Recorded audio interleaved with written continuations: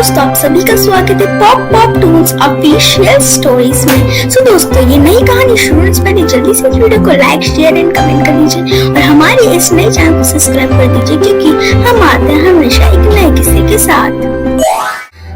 क्या बनाओ नियत बेटा, वो रात को, वो उस दिन, आज कल की रात सारिका को जब मैं डिनर के लिए जब उसके कमरे में गई तो मैंने देखा। स्वीटी, बेटी स्वीटी, अरे कहाँ है? लो, सो रही है महारानी जी। सारिका की माँ सारिका को काफी उठाती है, पर सारिका उसको उठ नहीं रही थी। शायद उसको कुछ हो गया था। जब सारिका की माँ सारिका की सांस चेक कर दी, ठीक से चेक कर दी, पता चल गया कि सारिका की सांस बहुत धीरे चली, जैसे उसको कुछ जोर सा सदमा या झटका पहुंचा। इस सारिका को माँ को कुछ समझ में आता, वो तुरंत सारिका को हॉस्पिटल पहुंचा देती है। देखिए मैम, आपकी बेटी सारिका को किसी बीमारी ने टक्कर दिया है। ये ज्यादा कुछ प्रॉब्लम वाली बीमारी नहीं, पर ब्लड सेल्स के अंदर कुछ प्रॉब्लम आ चुकी है। मैम, आपकी बेटी सारिका को किसी बीमारी ने टक्कर दिया है। ये ज्यादा कुछ प्रॉब्लम वाली बीमारी नहीं, पर ब्लड सेल्स के अंदर कुछ प्रॉब्लम आ चुकी है और इसको अब कोई और ब्लड डोनेट कर सकता है, ओ पॉजिटिव वाला ही। तब इसके ब्लड सेल्स में कुछ पॉजिटिवनेस आने लगेगी, फिर ये पूरी तरीके से ठीक हो जाएगी। आपको जल्दी से जल्दी कोई ओ पॉजिटिव डोनर को अरेंज करना पड़ेगा। आपके पास 7 दिन का टाइम है। अरेंज करने के बाद ही इसको और इसका डोनेट करने के बाद ही इसको होश आ सकता है। आपके पास बस 7 दिन, ओनली 7 डेज। सारिका की माँ को समझ में नहीं आ रहा था उस वक्त क्या करे, क्योंकि सारिका के अलावा उसकी दुनिया में और कोई नहीं था। वो बहुत रोई जा रही थी। वो सोच रहा कि कौन उसको ओ पॉजिटिव का डोनर मिलेगा जिससे उसकी बेटी का ब्लड डोनेशन हो सके। बेचारी सारिका की माँ टूट चुकी थी अब पूरी तरीके से। बस 2 दिन रह गए हैं नियत बेटा, उसके बाद मैं सारिका को कभी बचा नहीं पाऊंगी। कुछ कर, ओ पॉजिटिव का डोनर ढूंढ निकालना पड़ेगा हमें।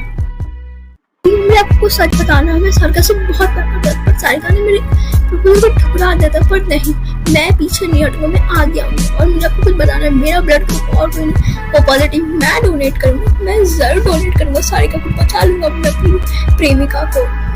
क्या तुम्हारा ब्लड ग्रुप ओ पॉजिटिव है और तुम सारिका से प्यार करते? बचा लो नियत बेटा, बचा लो मेरी सारिका को। तुम ही ब्लड दे दो, मैं धूमधाम से तुम दोनों की शादी करवाऊंगी। मैं मनाऊंगी सारिका तुमसे प्यार करेगी। प्लीज बचा लो।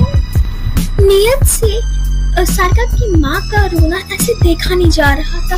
उसने डिसाइड कर लिया था कि वो अपना ब्लड डोनेट जरूर करेगा, वो भी सारिका, क्योंकि वो सारिका को बेहद प्यार करता है, चाहे सारिका पर प्यार करे या ना करे। नियत को बहुत करता था प्यार उस सारिका से, इसलिए मैंने डोनेट कर दिया है ब्लड सारिका को।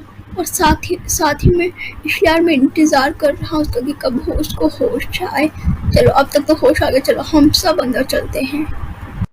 आखिर में जाके सारिका को होश आ जाता है और उसको अच्छी तरीके से पता चल जाता कि नियत ने ही ब्लड डोनेट किया था उसको।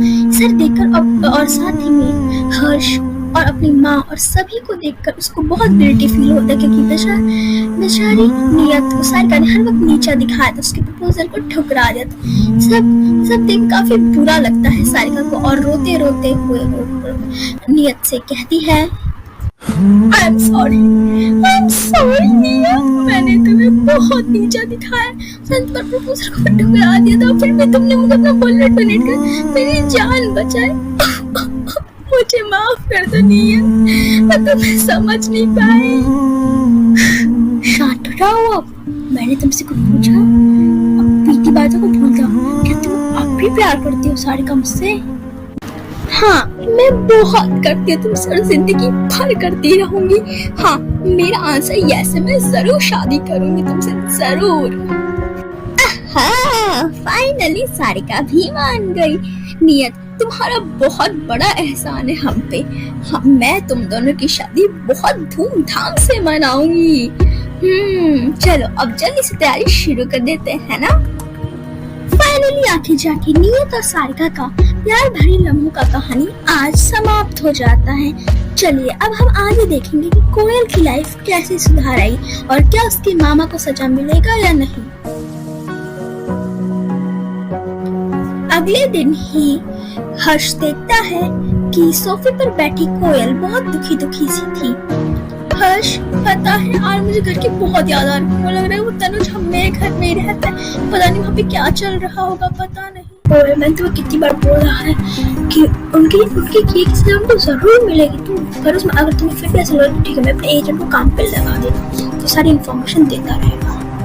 कोयल को पता नहीं चल पा रहा था कि हर्ष ने क्या बोला है, पर वो अभी बहुत दुखी थी क्योंकि चाहे उसके पेरेंट्स जैसा भी उसके आखिर वो तो उसके पेरेंट्स भी उनसे बेहद प्यार करते हैं। चलिए हम एक बार जान ही लेते हैं उधर क्या चल रहा है और तनुज का क्या हाल है। हाय हाय, क्या कर डाला इस लड़की ने।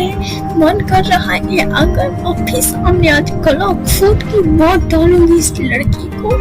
इतनी सारी प्रिपरेशन और एंगेजमेंट के दिन से पहले ही यह लड़की भाग गई। हमें किसी को मुंह दिखाने के लायक नहीं छोड़ी ये बदतमीज लड़की। कोई बात नहीं माँ, मैं आपको अभी अपना माँ जी मानता, आपको भी अपना सासू माँ और आपको ससुर ही मानता हूँ। मुझे कोई फर्क नहीं पड़ता कोयल कहीं भाग गई है, कोई बात नहीं। मेरे कितने साल हो गए, मैं सबको बोल दूँ कोयल को ढूंढ निकाला जाए और हमसे बैठा कर पूछेंगे कि उसने ऐसा क्यों किया। ऐसे ही तनुज मीठी मीठी बातें कर करके कोयल के मॉम डैड को अपने जाल में फंसा के रखा था। पता नहीं अब आगे क्या होने वाला है, पर उसमें तनुज का मकसद कुछ और था। लगता है वो अब ऐसी मीठी बातें करके बहुत बड़ा डेरा कोयल के घर में जमाने वाला है शायद। कोई बात नहीं मम्मी जी, कोई बात नहीं। मैं कोयल को ढूंढूंगा, मैंने तो कहा चलो मैं आपके सबके लिए कड़क सी चाय बना कर लाता हूँ, मूड एकदम ठीक हो जाएगा। आप प्लीज बैठ जाइए।